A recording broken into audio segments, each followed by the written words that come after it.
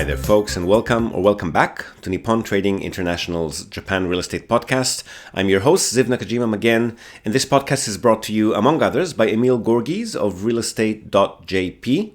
He's a Tokyo real estate agent who specializes in serving international or mixed nationality families who are looking for the perfect family home.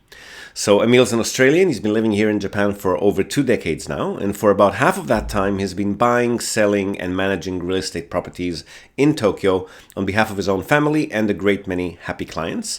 And he also acts as a mortgage broker on behalf of his clients. So he's got dedicated loan officers in many of the Japanese mega banks. And if you're a regular listener of the podcast, you probably already know him from our JREP, the Japan Real Estate Experts panel sessions, which means that you're already aware of the fact that the man is an absolute fountain of wisdom on all things related to real estate in Japan, and in particular to family homes, the greater Tokyo metropolitan area, and mortgages. And most importantly, he's incredibly generous with his time and advice, which he's more than happy to provide at no cost or commitment to anyone asking.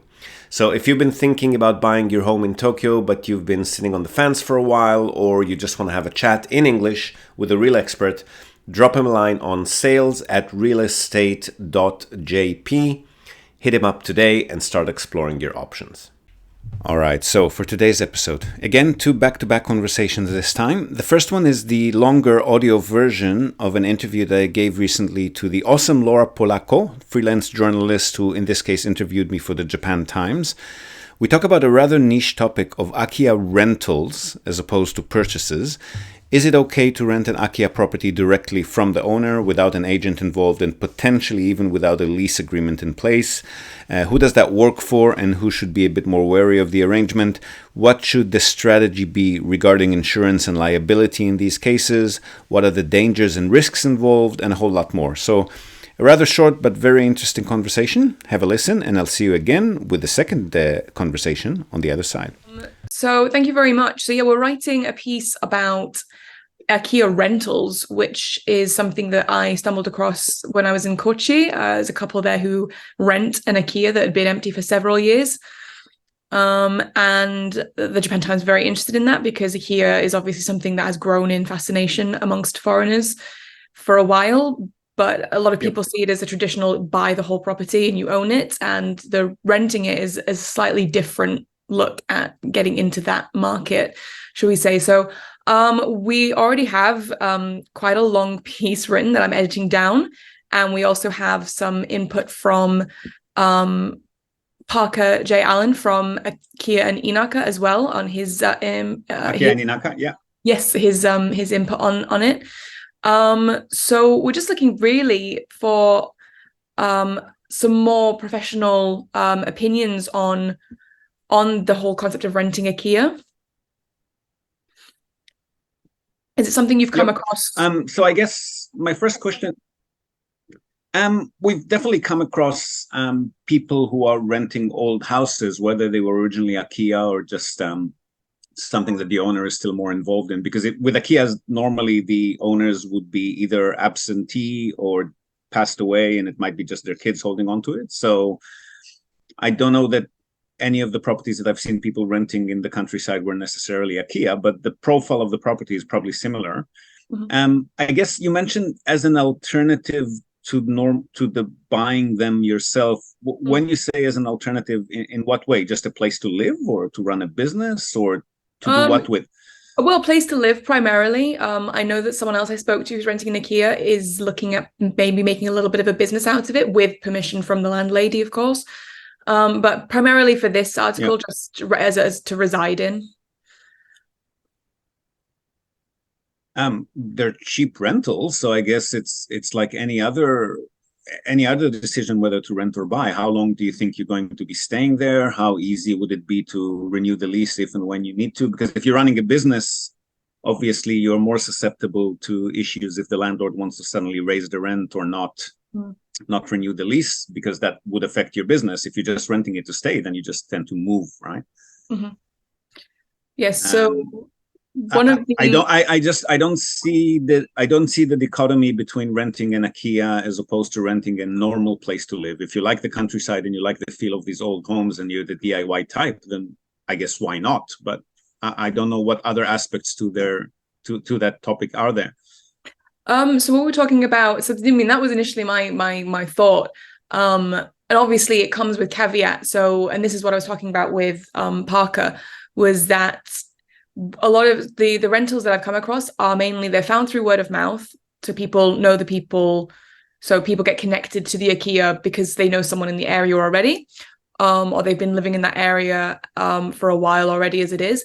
But the contracts tend to be quite verbal rather than formal legal documentation. And Parker was warning that there are dangers when it comes to that, such as legal liability issues, miscommunication as to who's in charge of what. So in the case of some of the people I've met, their landlady lives in assisted living. She doesn't come out to the apartment. They don't ever see her. They're in charge of maintaining the property and adding to it. It's completely on them. Whereas in other properties, it might be slightly different. So it's sort of a case of, we want to inform our readers of as well the positives of like renting an Akiya. Like, we don't want to mislead them into believing this is like a perfect solution, because it comes with caveats and potentially even like some legal dangers. I would definitely say that number one, you want to get a proper rental lease in place. I know that people are maybe thinking about it as an alternative to going through an agent and paying the fees that normally come with agents. But again, if you're doing that, you're doing it as a personal kind of arrangement between you and somebody else. You're definitely not going to have the protection that you would have by law with a normal rental lease. There are templates for normal rental leases in Japanese. Obviously, the landlords in this case wouldn't be able to do it in English, but there are templates for rental leases that you can just download off the internet. Okay. So even if you're not going through an agent, it's probably very important to put one of those in place. Mm-hmm. And the other thing is, I think it's because of the nature of Akiyas and the owners of Akiyas, the arrangement could potentially be a lot more temporary than you would with a normal rental. For example, the owner suddenly changes their mind, they move out of the city, they want to sell the place, the Akiya bank in the local municipality convinces them to sell the place. So I'd say it's probably a good solution for somebody who's looking maybe to save some money or try some things out, but are able to then move out if the situation occurs that they have to. Mm-hmm. Whereas if you're renting a proper place from a proper agent with a proper lease, then you obviously have, again, the protection of the two-year renewal that is kind of semi-automatic in most cases. Okay. And also, like, I have a friend here in Fukuoka City who's got a verbal arrangement with a local Akiya owner to rent, I call it rent, but it's a very, very small amount, to rent out the place and try to run a haunted house in it. So they're opening up this Halloween, and they already done the place up. And, Akiya kind of lends itself to this atmosphere, but they're very aware that it's a arrangement that may or may not succeed for them. And, that the lady may or may not at any time change her mind. They're not, how to put it, I wouldn't bank on it being a long-term solution. So if that's something that you're looking for you and your family to reside in for a number of years, I definitely do it the proper way with a lease in place. Mm-hmm. I think this is something that, in my opinion, sort of appeals to perhaps even younger foreigners that are coming to Japan who potentially want to do some remote work or are able to do remote work. So I know the couple that live there. One of them works locally as a blacksmith, and the other one, she does remote work from a laptop, so she can be wherever. So in that case, living deep out in the like Inaka of Kochi works for them. Obviously, if you are needing to be in Tokyo on a regular basis, it's probably not going to work for you. But that's not exactly what I mean. I mean, yes, definitely, if you want to live in the countryside, then that might present itself as a solution. But there are also normal houses for rent out in the countryside that come with a normal lease. Uh-huh. What I'm saying is that, like the digital nomad type that you've just described, the remote worker, people with small or more mobile families or no families at all, definitely. But even if you want to live out in the countryside and you've got a family of 5 and you're going to register the kids to school and you're going to be living in a place where you're planning to set down roots, mm-hmm. make sure that it's something that will be with you for at least the long run, medium term, if not the long term. I see. Because if you do it verbally or with just a handwritten kind of memorandum, you're just not going to be able to do much in case you suddenly have to uproot and leave. Yeah. That's more the aspect I was concerned with. Okay, yeah, for sure. So another question I wanted to broach on quickly was, what do you think? I mean, obviously we've talked about the legality of living there and having, if you've got a verbal contract, you might have to move out at a moment's notice. But one thing that my editor was interested in was what dangers arise when, in terms of like stuff like liability. So say you have a couple that have not a contracted rental and they're just living there, and something happens with the building and one of them is injured. It's a case of where the dangers of where does the responsibility lie? Does it lie with the owner whose property it legally is? Or I don't know if you have any insight on that. Normal tenants in normal rental situations are not obliged, but very strongly advised, and some landlords will refuse them if they don't take out a personal insurance for themselves and their belongings. Mm-hmm. That's usually not going to be on the landlord. The landlord needs to take out insurance if they want to insure the property itself. But in those cases, if it's clear that the tenant, is the source of the damage to the property, then the tenant would be liable, whether the owner took out insurance for the property or not. And vice versa, if the tenant doesn't secure themselves with the personal belongings insurance policy, that it's going to be very difficult to put it on the landlord. Okay, so for people renting, no matter what, really, regardless of whether it's Akiya or regular, getting a personal insurance is recommended. Yeah, tenant. I think the official term was tenant insurance or tenant fire insurance, but similar to a structural insurance. They call it fire insurance, but it covers all sorts of damages. Yes, I remember paying that when I moved into my first place, the fire exactly. insurance. Yeah. So you want to get that regardless of which property you're sitting in, because even your rental lease doesn't secure you from doesn't mandate any compensation by the landlord. That's something that you have to insure yourself for. Okay, even if it's something like structural with the building that the tenant was unaware of, it still doesn't fall on the landlord. They could try to file for compensation from the tenant's insurance policy, and Japanese insurance companies are a little bit better than overseas insurance companies in that respect, but I definitely wouldn't count on them being covered. You want to take out your own policy whenever you're renting a place. Okay, yeah. It's just with or when you're buying a place, for that matter. I mean, if you buy a place, you're also going to be taking out a separate insurance that doesn't cover the structure, but covers yourselves and your belongings, because they're not on the same policy. Okay, that's interesting to know. That's good for me. I'm not saying they don't have a legal leg to stand on. I'm just saying that it would be a lot easier if they would insure themselves. Okay. Yeah, because with Akiya, obviously, with a fair few Akiya, is there is obviously in some cases structural damage to the property. So the chances of potentially injuring yourself whilst either doing renovation work or just from something being wrong with the property is potentially higher than with a regular rental that is obviously above board in terms of structure. So it is something that people need to be aware of when they move into Akiya, is that the property is safe, or that they were aware of issues prior to moving in. Absolutely. But I mean, Japan being Japan, yes, Akiyas, tend to be more susceptible to this kind of thing, but it's Japan, right? You could live in a beautiful brand new house and still have it all come down around your ears in an earthquake, right? So yes. Yeah. Obviously, yes. Yeah. Now, if you've been following this podcast for a while, and in particular our JREP sessions, you're probably more than familiar with Blanca Kobayashi of Arc Reform.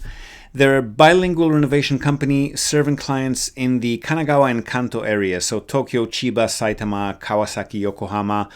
They can handle simple, small-scale projects as well as full house renovations, and they will work with you on the perfect design for your dream family home.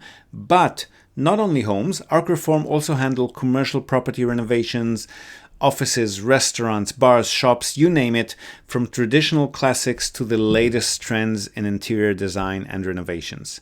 So you want to email them for a free consultation and quote at info@arcreform.com. That's ARK reform, all one word, .com, and give your home or commercial space the love and care that it deserves. Yeah. So do you know if there are companies that are filling this sort of gap in the market? Because I do know there's a fair few companies that are like Akiya and Dinaka that will help with the buying process, but they don't deal with rental purely because for them, they said it's too complicated for them in terms of like who is in charge of what. So they just leave that side of things alone and focus purely on purchasing Akiya. Do you know of many places that deal with renting, acting as a middleman between owners and renters for Akiya properties? I'm not aware of any. And again, because of the nature and the locations of where these properties are usually located, I'd say it would probably be local rental agents that deal with that. I don't know that any company will do that on a national basis unless they have a really good sort of working model in place. But again, there are plenty of these available for normal rent in most locations. So even if that particular little village doesn't have a real estate agent, the nearest big city will have an agent that covers these areas as well. Okay. There might not, I mean, yes, a lot of them are done verbally because people want to avoid the middleman, but I don't think it's such a good idea, especially with all of this vagueness involved. Yeah. I think one of the people I talked to who lives in Ehime, she said that the government have obviously government municipality run Akiya banks will have purchase prices for a lot of their Akiya, but they also do share rental prices.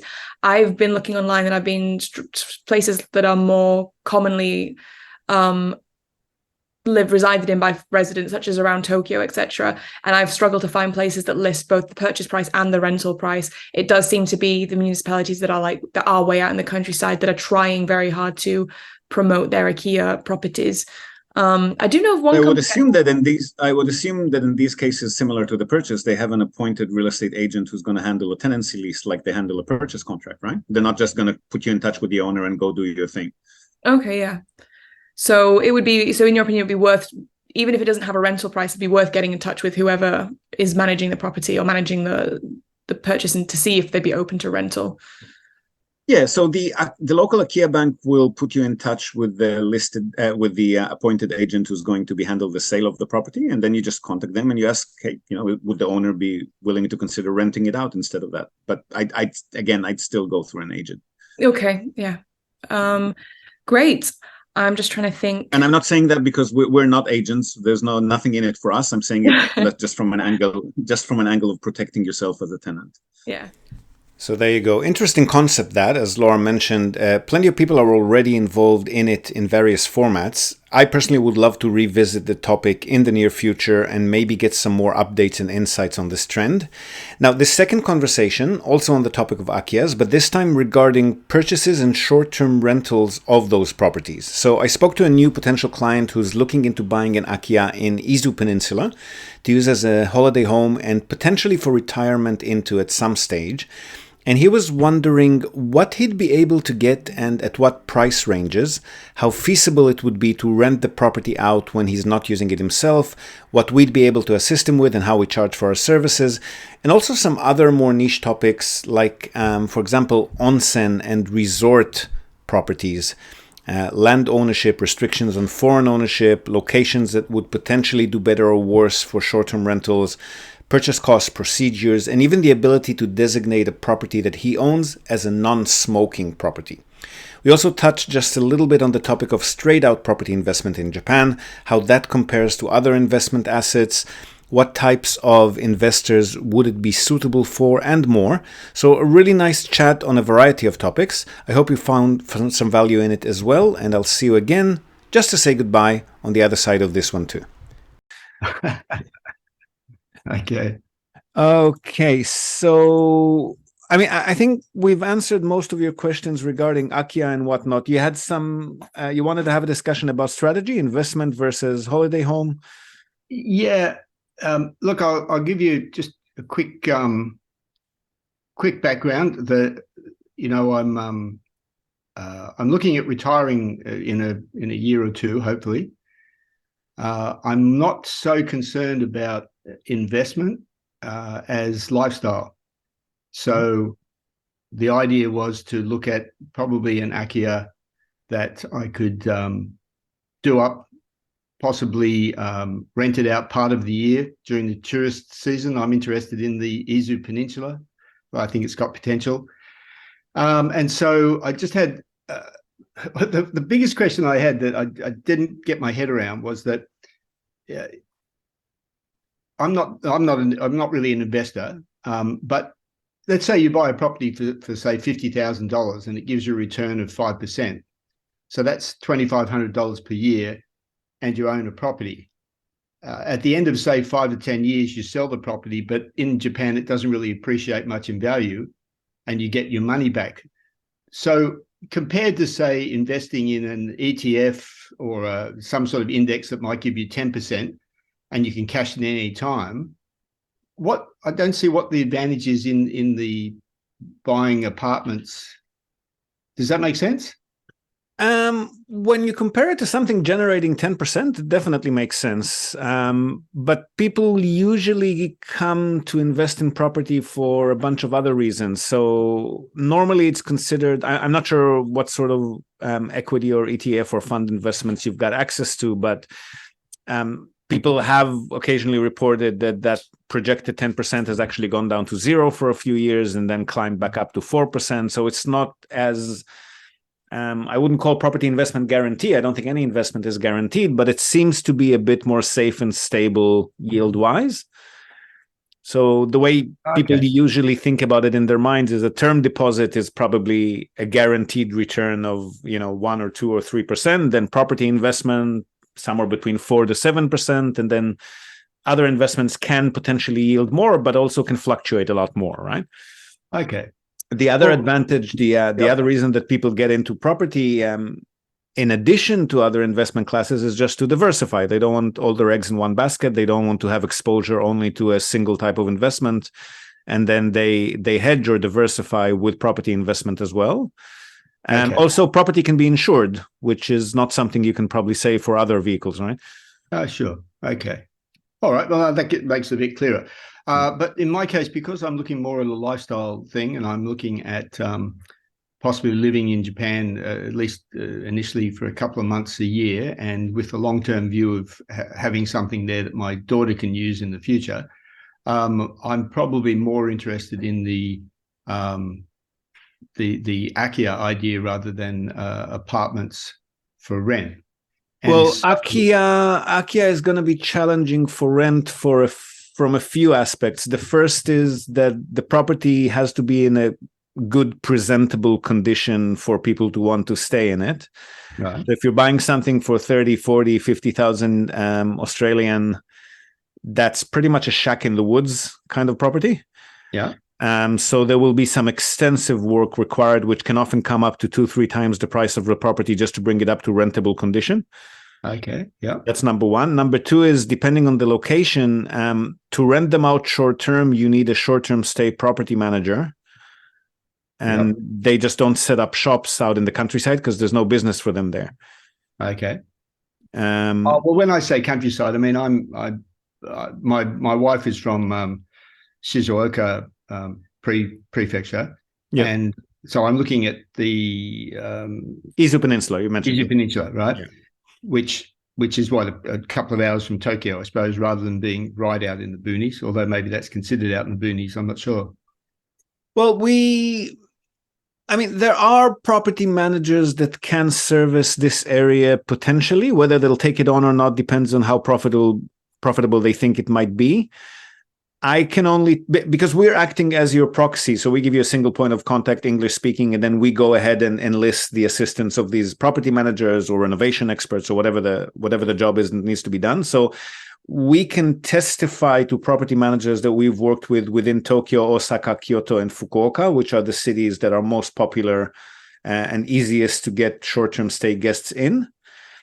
We do know of the existence of short-term stay managers in other parts of the country, but we can't let you know how efficient they would be before we've actually trialed them out. So it's very much an unknown from our perspective. Normally what our customers in your situation do is they have a holiday home and, they get the best that they can get at their budget. And then they try to, if possible, rent it out when they're not using it. And if not, it's okay. But it's more a case of covering costs. It's not going to be a big income stream. Oh, sure. And that's all I was really concerned with more than anything. So that's not really a problem from my point of view. But the other thing is that if you own an entire structure, aka a house, then you don't have the body corp fees and the owner union taking care of the structural and the reserve fund and so forth. So everything that needs to be done structurally is on you. Mm-hmm. And again, with the budget you've specified, you're probably looking at something that's at least 30, 40 years of age, which means on average, it's just a statistical number, but on average, somewhere between $3,000 to $4,000 a year in annual maintenance and repairs. Okay.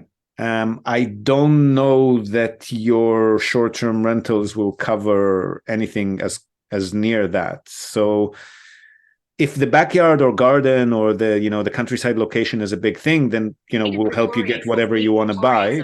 Right? So you're the boss. I mean, we'll help you buy whatever you want to buy. But if you were looking for something where you wouldn't have these unexpected and sudden surprises with structural maintenance, I definitely steer you towards a condo unit.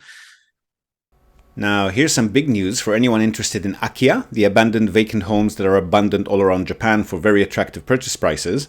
Akiya Mart, our latest sponsor, is a recently founded online search and discovery tool for Japanese real estate. Its user interface will be very familiar to users of Zillow or Redfin. The platform essentially scouts the internet for property listings, translates them into English, and displays prices in US dollars, all in one place and with a dynamic map interface that makes browsing, finding, and shortlisting your favorite properties a piece of cake. Which any of you who have been struggling with the dozens, if not hundreds, of Japanese property websites that are available online and their very clunky interface will probably find a real blessing. They've got already over 500,000 listings on the platform, and the database is expanding daily. Ranging from abandoned rural homes to luxury urban properties, Akiya Mart makes it easy to find your dream home in Japan, regardless of your budget.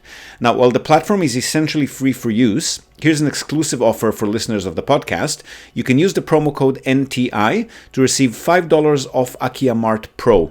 The subscription will unlock a bunch of very attractive features for you, including unrestricted access to the entire nationwide property database and a whole range of filters, which will help power charge your search for that elusive perfect home and make it even easier. So hop over to akiya-mart.com, that's AKIYA-MART, akiya-mart.com, and kick off your search today. Okay, and but you can handle that side of things if I went down that path of something on the Izu Peninsula, although it's a fair way from where you normally operate. So again, we work with third parties all over the country. So we're ambivalent to where the property actually is. We work with real estate agents, property managers, maintenance, renovation companies, wherever the property might be. We're not the ones actually doing the hands-on work. So from our perspective, it doesn't matter. But I'm just saying that performance and expenses are something that would be quite seasonal, fluctuating, and unstable with a house in the countryside. Sure. No, I get that. And the actual, you organize if I get an inspection done of the house, you organize that as well? Yes. So as part of the purchase process, we will do everything from research, although to be honest, because it's a lifestyle choice, you're probably the best filter for research. So we normally forward Japanese websites. We can help you figure out how to translate them so you can drill down on locations and prices and so forth. And then you give us a short list. We're also happy to research on your behalf if you've got clear criteria. So we can definitely either assist or do the entire research. We'll do due diligence, negotiations on the price, contact the agent, find out known issues. If the agent can do a remote viewing, then we'll organize that. And then once you submit the offer, we'll put on the offer that is pending a structural inspection. And once the offer has been accepted, we'll go ahead and commission that on your behalf. Okay. And then assuming it might take a few trials and misses until we land on the one, but assuming you finally landed on the one, then we'll take you all the way to settlement. Okay. But that's good. But beyond that, so if we need to research local area property managers that can do short-term stay, put contacts with them in place, organize insurance, utilities, maintenance, all of those things, we just charge by the hour separately. Okay. Additionally, if we have to attend in person, then we also have to charge for the trip. Oh, sure. No, I understand that. I was just wondering, I noticed with a lot of these places in Izu, because it's a hot spring area, they have all these things like hot spring fee, public interest fee, hot spring rights. Well, those are resort properties, though. You're not going to be able to rent those out at all. Oh, okay. So why is that? What's the issue with them? Well, they're sitting on resort land. There's an owner union in place, and the owner union can specify whether people are allowed to rent out the properties. Definitely not short term, and long term is not something that interests you because you want to use the property yourself. Yep. So they're just simply not going to allow it. Oh, that's good. That's good to know because that allows me to eliminate that. That's good. And the And anything that comes with monthly maintenance fees, onsen fees, annual, I don't know, infrastructure fees, those are all resort properties. Okay. Oh, that's great. Oh, I didn't even know that. That's good. And also, there seems to be a difference between you can own the house but not the land. So when you buy these places, is it a case of buying the house and the land, or am I missing something? 99% of properties in Japan are freehold. If you happen to find one where you don't own the land, that'd be quite rare, and we wouldn't advise on it. Okay. Oh, great. Now, I also heard, I don't know if this is true, but there was some talk of increased regulation against foreigners buying real estate in Japan. Do you think that is likely to happen, or is it, and if that's the case, is it better to go into it now? I have not heard anything about that. Japan is very much a first world country, and that it's actually the only place in Asia Pacific that doesn't have any restrictions on foreign ownership. Can you tell me where you found that? I saw it on a video, a young guy that was talking about real estate in Japan, and that was the first time I'd heard it, so I wasn't sure if it was even true. I've never heard anything like that. Let me just quickly Google that to tighten foreign ownership of property regulations. I mean, back in 2021, they did pass something about land deals near strategic assets like U.S. Army or Japanese Army and naval bases. Right. And sometimes there are historical, cultural heritage protected areas where people are not allowed to buy. But aside from that, I don't know of anything. Let me just have a look here. And it's tightening regulation. Yeah, the only thing I see is near that strategic assets thing, but that's back in 2021. Hang on. Comments, Japan tightening of foreign investment. Give me a sec. Yeah, no rush.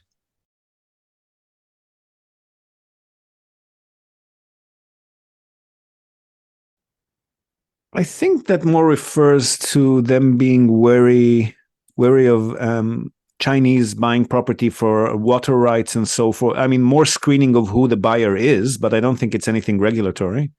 Oh, okay. No, that's fine. That's all that I can see, at least. Maybe a bit more research, but we've definitely not heard anything of it. Well, do you find that in your experience with your business, it seems to me the interest is increasing. Is that the case? Yes, definitely. That was that started pre-pandemic, I want to say, but pre-Olympics was really the driver.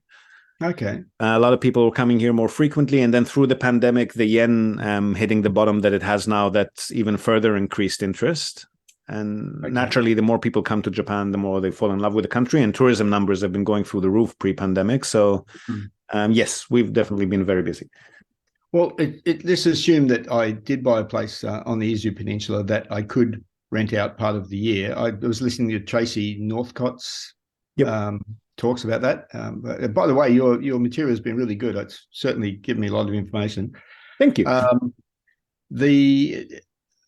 I guess when people are leaving, say, Tokyo, and they go to holiday in the Izu Peninsula, they'd be coming by car. They wouldn't be coming by train, would they? Generally, depends on the location. If you're going to Shizuoka City, Izu City, the Shinkansen stops, I think, in Shizuoka, and then it's a local trade down to Izu City itself. Okay. If they go beyond that, then yes, they'd normally come by car. But if it's a family, they'd normally drive in any case. Most Japanese families have at least one car. The only people that would be taking the train, I think, would be tourists or maybe young couples and so forth. Okay. I guess the reason I was asking that was, in terms of criteria, it would probably be best then to get a place that actually had a car space, because not every place has a car space, I see. That's correct, yes. Okay. I mean, from your perspective as well, when you're coming here, you'll probably grab a rent-a-car and want to park it somewhere, right? Yes, that's right. So that was the other aspect of it. Okay, so I'm just looking. I've got a few questions here. I'm just going through. I think you've answered probably most of them. Can you? Oh, yes, you were saying that on one of your when I spoke to you before, you were saying that for these lower end properties, you're probably looking at about a 20% cost incurred. Correct. Based on the purchase price. What is the reason for that? Is it just because it's more complicated? Well, there's a couple of factors there. So first off, it might be slightly over 20% now because we have had to raise our minimum fee to 5% of 10 million yen. So even if you purchase something that's cheaper than 10 million yen, as long as it's a house, we still have to charge you that much. Right. So that could bring it up to 20 and a bit. The way it works is the purchase tax as well as the legal and registration fees are dependent on the official evaluation of the property, which is always going to be a bit different to market price. I was going to ask about that. Yeah. Yeah. And the cheaper the property is, the more the gap tends to be. So cheaper properties tend to rack up something like 5-6% in legal and registration fees, and then purchase tax can go as high as 2.5-3%. And whereas with the property is pricier, the legal and registration fees tend to be closer to somewhere between 1-3%, and the purchase tax closer to 1-1.5%. So in that gap is the difference between, say, 15-20% all up. Okay. All right.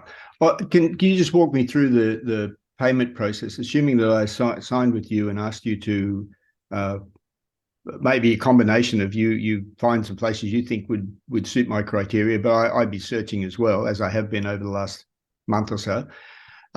What would be the process? Simply signing with you, and then when is the first or full payment due? How do you work that? To engage our...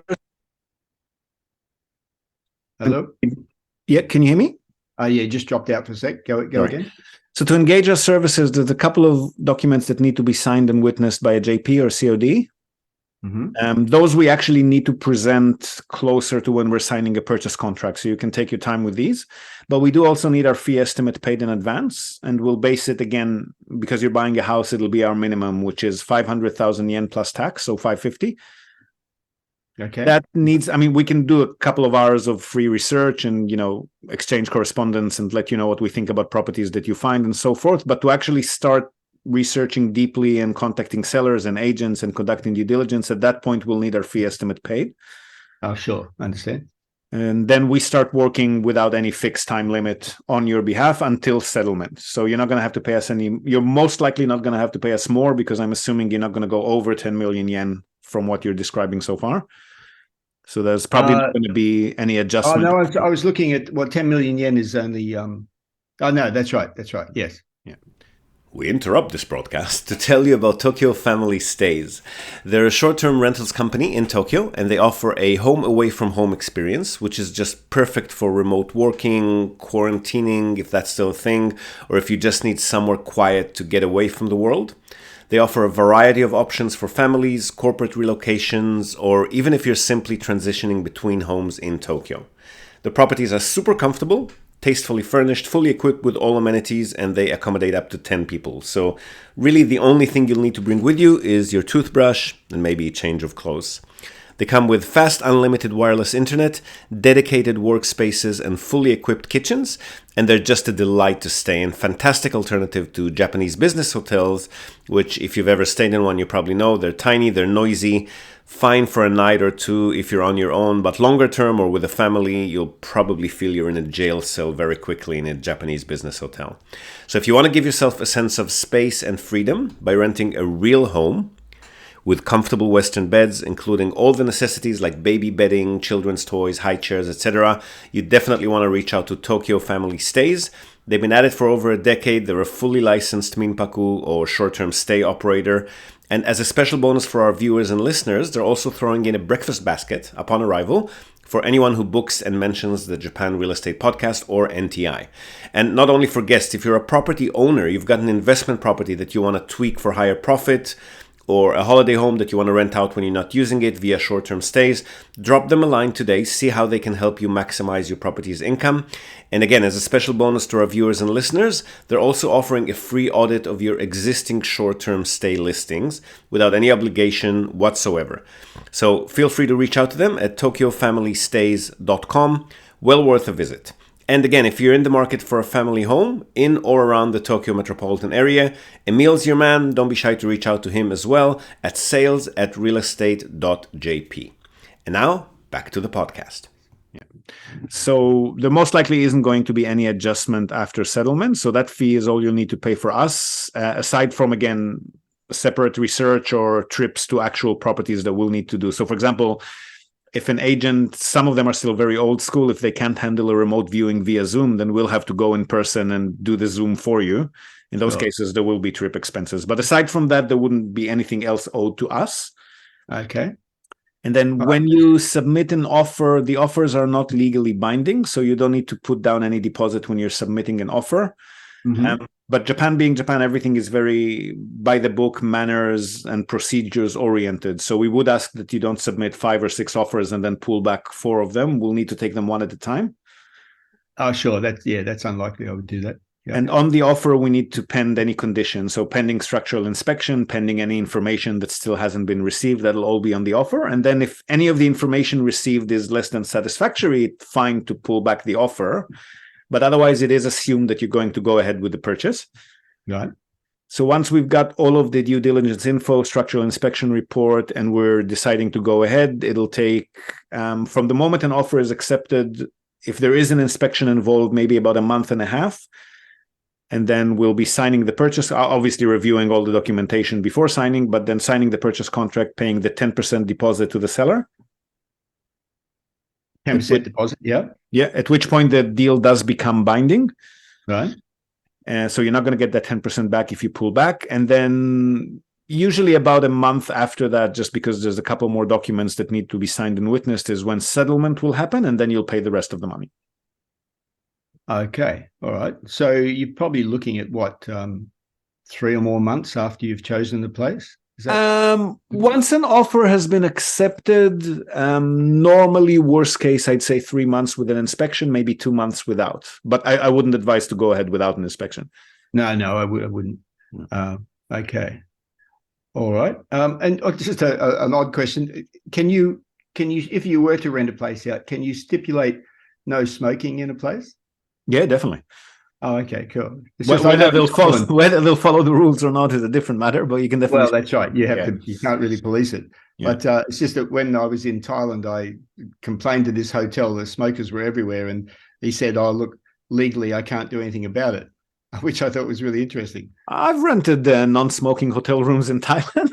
Oh no, you can, but in the shared areas and often even the restaurants, people can smoke wherever they like. And I've said, have you ever thought about not having smoking there or in this particular spot? And he said, oh, look, yes, I've thought about it, but legally I can't stop them. I thought, oh, interesting. I'm not sure that's a legal thing. I think it's more of a tourist being friendly to the tourist thing. I know a few places in Thailand that have no smoking signs. I'm sure that's not the case. Oh, yeah. Okay. Well, in this case, then at least I can put up my no smoking signs if I want to. That's absolutely good. Yeah. And just probably just a couple of last questions. With the apartments, you had a whole bunch of criteria that you look at, and I assume that those kind of criteria would generally apply to a house as well. And I think one of them is like, although it's probably not so possible with Izu Peninsula, but within certain distance from a train station and that kind of thing. Can you just run through those for me if you can off the top of your head? Yeah, but those are for investment properties, though. Properties that we're looking for a long-term tenant to stay in and low vacancies between tenants. That doesn't really apply in your case. In your case, the primary criteria is a place that you'd find comfortable to stay in. Right. And that is obviously not falling apart at the seams. Sure. Beyond that, I mean, local property managers that handle short-term stays will tell us what they believe is a good criteria to get potentially more guests. Right. So we can maybe, I mean, if it's a prime requisite to make sure that you can definitely rent the property out in your absence, then I think the right way to do it would be to first research local property management companies in that area, get from them the list of criteria, regulations, compliance, because they would know their market best. Right. And then start our property research based on their recommendations rather than go the other way around. Okay, cool. There was something else I was going to ask about that. Okay. No, that's probably just about it. I think Ziv. I think I'll look into it a bit more and just have a look at those local people and see what I think from there. And then I'll get back in touch with you in terms of where we go from there. Sounds good. Looking forward to it. All right. Well, thanks for your time today, and thanks for your videos and the communication. It's been very, very helpful. Pleasure. Glad you're finding value in it. Speak to you soon. No problem. Bye. Bye. So that's it. 2 very interesting conversations, I thought. Let me know your thoughts in the comment section. Are you in the market for either Akiya properties or investment properties in Japan? Maybe you've already bought 1 or 2. Please let us know. Now, before we go, we're also, as always, going to tell you and also link to our other sponsor's website. That's Hiroshi Shimizu, immigration lawyer and administrative scrivener. If you're thinking about moving here on a more permanent basis, or you're already in Japan on some sort of a temporary visa and you want to switch to a longer term or permanent one, or if you're considering setting up a local company or a branch office of a foreign company and you've got any sort of business or visa related inquiries, or even if you just want to find out what your options are on any of these topics, feel free to contact Hiroshi Shimizu. You can find him at japanimmigrationexperts.com, and he can help you set up a company, apply for any kind of visa, or just provide you with the best advice and extremely affordable consultation related to these topics. And he's already done that for many of our listeners. So feel free to reach out to him. Again, that's japanimmigrationexperts.com, and you'll be well on your way. And that's it from us for today, folks. Hope you've enjoyed this episode of the Japan Real Estate Podcast. Do share it with your networks, and please let us know what you think. So leave us a short rating or review on the iTunes Store, on Spotify, or just drop us a line in the comment section or wherever you might have found this episode. We love hearing from you. Hope to have you with us again next time, and until then, have a great day or night ahead. Yoroshiku.